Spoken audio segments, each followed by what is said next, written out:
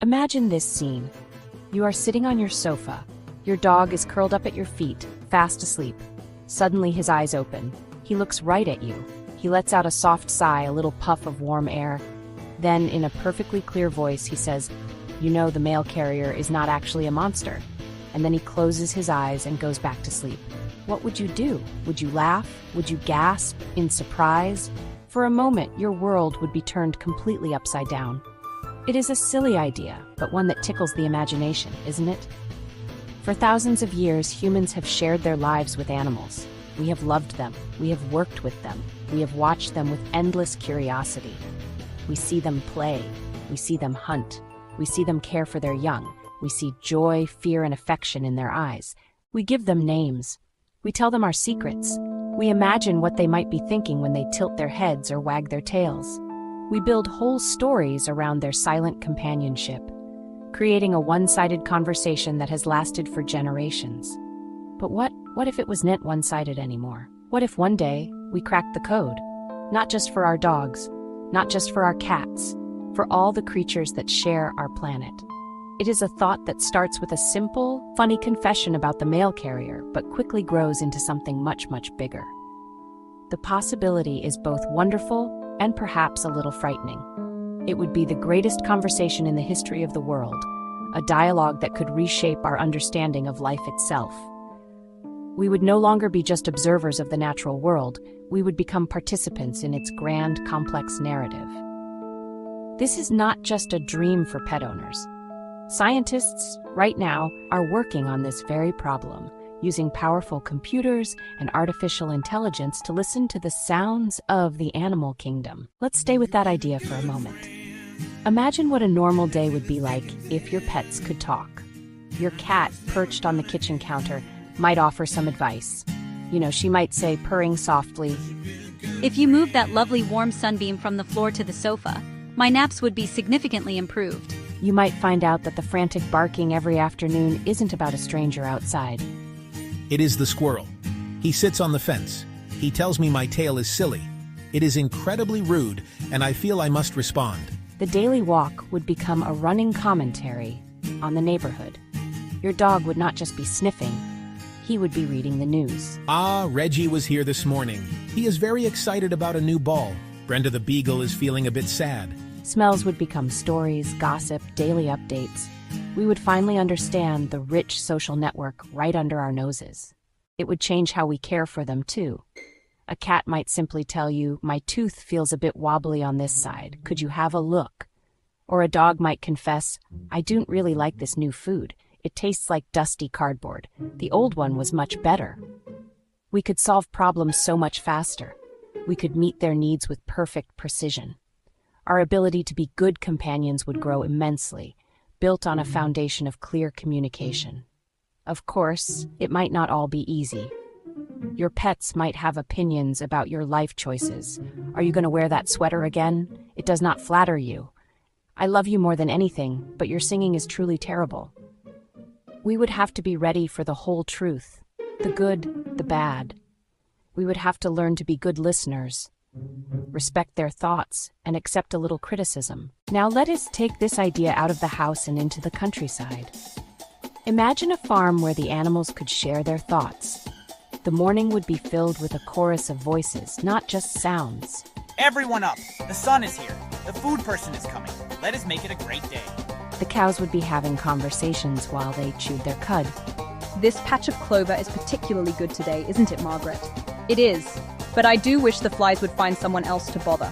This ability to communicate would transform agriculture. "There is a weak spot in the fence over by the old oak tree. We should fix it before a wolf notices." "It is a bit too crowded in this pen. A little more room to roll in the mud would be lovely." Farmers could respond, creating kinder, more productive environments. We would learn about friendships, rivalries, humor, dreams, fears. If a cow could tell you her name, talk about her calves, share her feelings, would it change how we view her? Faced with her desire to live, to stay with friends, to enjoy life, we would have to think deeply about our choices. This might all sound like a lovely fantasy, but the truth is, animals are talking all the time. We just don't have the right dictionary yet. Scientists have long known animal communication is incredibly complex. Take dolphins. They use clicks and whistles to talk to each other. Each dolphin has a unique signature whistle. Like a name, they can call out across long distances. They share where to find food or how to avoid danger. Scientists record and analyze these sounds. They're trying to match whistles to behaviors. It is not just sound. Communication comes in many forms. With modern AI, we can feed thousands of hours of audio and video, find patterns humans miss, and start to build a vocabulary, like cracking a secret code. It is incredibly difficult work, but for the first time in history, it seems possible. We are on the verge of becoming translators for the entire planet. The sounds of the animal world are filled with deep and complex social information. Humpback whales sing long, elaborate songs. These songs can last for hours and are made of repeating themes, like verses.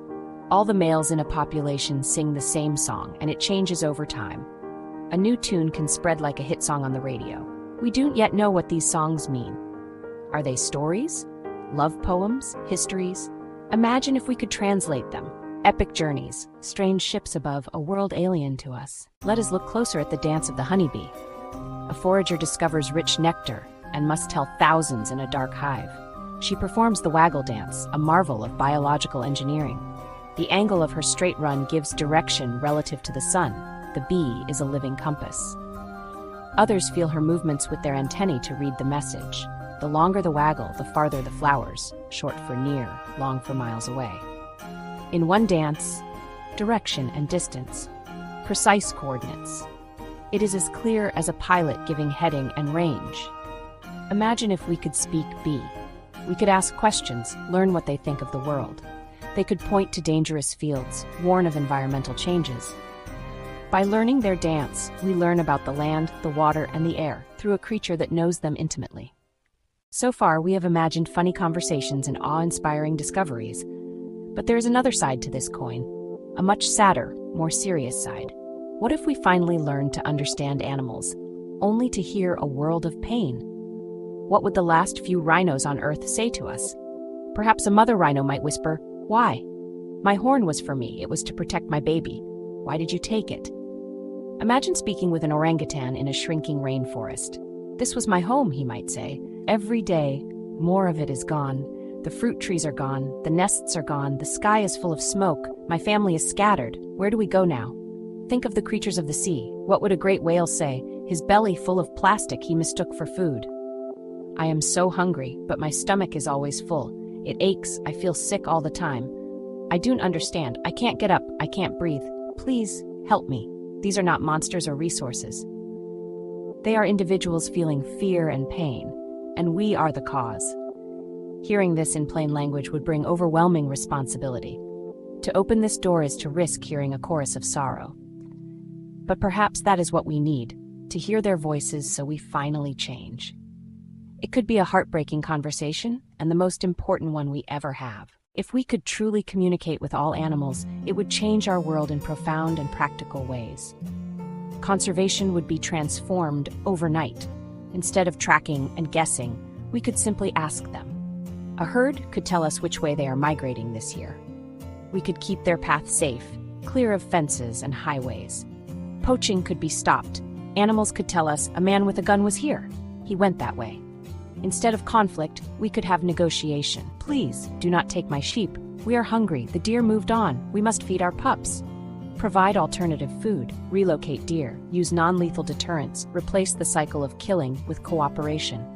Warn birds from turbines, ask whales to avoid shipping lanes, learn of natural disasters early. We would learn humility, a bat's echoes, a snake's heat and scent, a bird's magnetic map. Millions of perspectives, millions of intelligences. We are one thread in a vast tapestry. We would cease to be lonely masters and become members of the family of life. We began with a simple, funny thought from a dog. We have traveled from our living rooms to the deepest oceans and the densest jungles. We imagined a laughing cat and a homeless orangutan. Science is slowly, carefully making this real. The path ahead is long, full of technical and moral challenges. It would force us to see a shared home, full of countless other minds, other families, other nations. We could end poaching, design better plans, and build cooperation instead of conflict. We could learn their songs, their stories, their secrets, a new age of discovery. But we could no longer pretend we don't know. Their cries would be clear words. The work has begun. The door is beginning to creak open. So we must ask ourselves a very simple, very important question. If they could talk, would we be brave enough to listen?